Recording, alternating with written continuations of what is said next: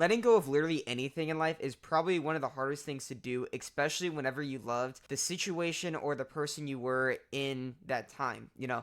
And I know for me, there have been a couple of things that I've had to let go, and they've hurt me deep down. I'm still hurting from some of those things, but I think that the nice thing about letting go is knowing that you have so many more possibilities and opportunities in the future that you can be optimistic about and you can be looking forward to. And I think that it goes back to kind of like the law of attraction, as to where if you believe that you deserve all these things and all these opportunities, then they're going to come to you, you know. In today's video, we're going to really talk about kind of like letting go and why it's so hard for us to do so and to truly move on in life. So in this first section here, I want to talk about the fear of losing control. A quote here from Elizabeth Gilbert: "You're afraid of surrender because you don't want to lose control, but you never had control. All you had was anxiety." So as we just think about that quote, I'm going to tell you guys basically why we want to control everything in our lives, right? And like it or not, we all do. You know what I'm saying? Control gives us predictability, which psychologically is what we want because it helps us feel safer, right? For many of us who have been hurt in the past,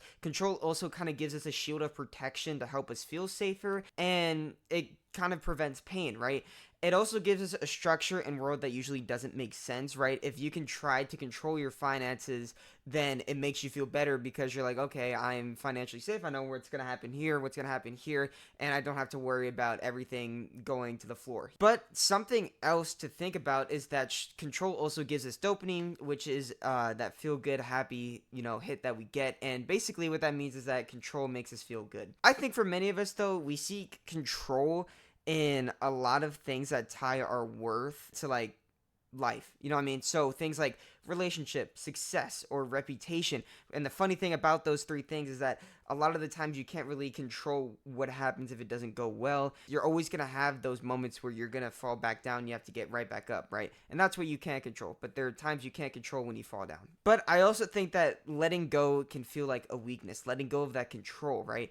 And I just think that knowing that not everything is up to us is something that's hard to accept. But something to keep in mind here is, as Buddha said, attachment is the root of suffering, right? So attachment control is going to make you lose your peace. Just like that. You know what I mean? And I think that that's something that's pretty hard for us to understand and acknowledge, especially being beings that want to have control. And for my life, like I've said, in the intro, I've definitely been hurt by things I've had to let go. You know what I mean? Like, for example, basketball is something I've been doing for the past, since second grade, so 10 years. I've had to let go of that, you know what I mean? Like, playing at a competitive level and being out there with my teammates every single day. And I've really been feeling it this summer, you know what I mean? With not being out on the court, talking to my guys, being social, and just kind of me being more locked in on myself and what I need to do to become a better man and a better person, and really just trying to help influence other people. And it's definitely something new. Going back to like control, like obviously if I was still in control of what I wanted, I probably would want to go back to those SAC camps just because it's comfortable for me. It feels safer and it kind of gives me predictability as like what my day is going to look like. And so I think now I don't really have that predictability factor as much of, okay, when am I going to socialize? When am I going to go out and do this? And rather, you kind of have to forge your own schedule yourself, which once again takes effort. And as humans, you don't really want to put in effort because we just want things to come easy, which is also something that's good for us though, because it helps us grow. But some other things that have been tough for me is just letting go of relationships, you know what I mean? And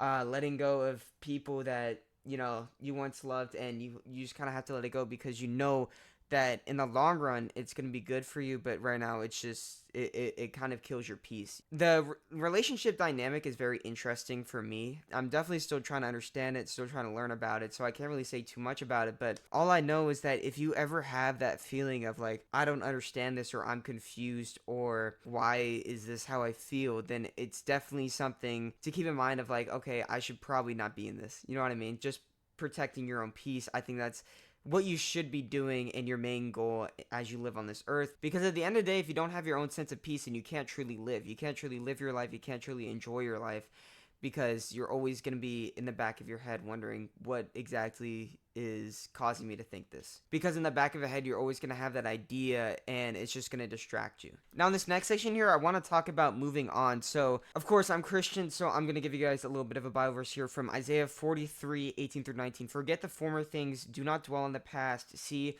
I am doing a new thing. And that also has an exclamation point at the end, which kind of gives me a little bit even more joy reading that. But I think moving on in life is, as mentioned before, one of the hardest things that we can do as people. But accepting that you don't have control in life, I think, is also one of the bravest things you can do. Now, when I talk about things we cannot control, I'm mainly talking about people's actions, right? You can't control if a person likes you or not. You can't control one's thoughts towards your dreams or the way you work, or you kind of being delusional in your thoughts. And with this in mind, if you can't focus on what other people think about, then why worry about it? Not only does worrying about it kill your peace, like absolutely destroy it, but at the same time, you could just be worrying about, what do I want out of my life? It's my life, it's not anyone else's. I don't have to live my life for anyone except for me, and for what I want, and for what I believe that God's calling is for me, or for what I believe, whatever the universe has for me, And so this also kind of gives you power in your own life, in my opinion.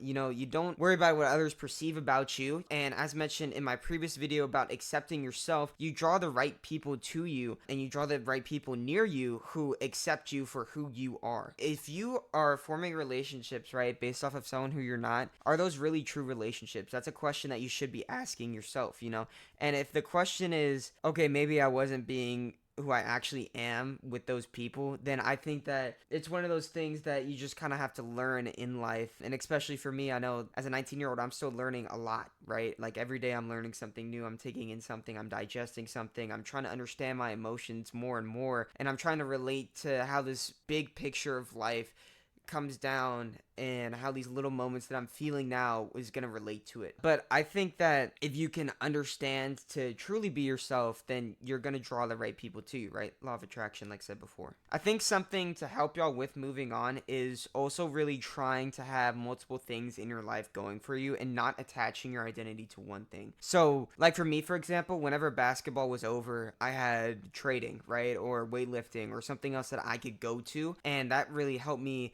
in trying to kind of like move on, you know what I mean? And be like, okay, this era of my life is over. It was great when it happened. Am I gonna miss it? Yeah. It's okay to miss things, guys. You know what I mean? I think at the end of the day, whenever you miss something, that's good, because that means that you love something, and it's normal to miss things. Humans are gonna miss things. That's kind of how we're innately built. And so, am I gonna miss being on the bench with my teammates and talking with them and, having a great time? Yeah. But at the same time, I know that I have to move on.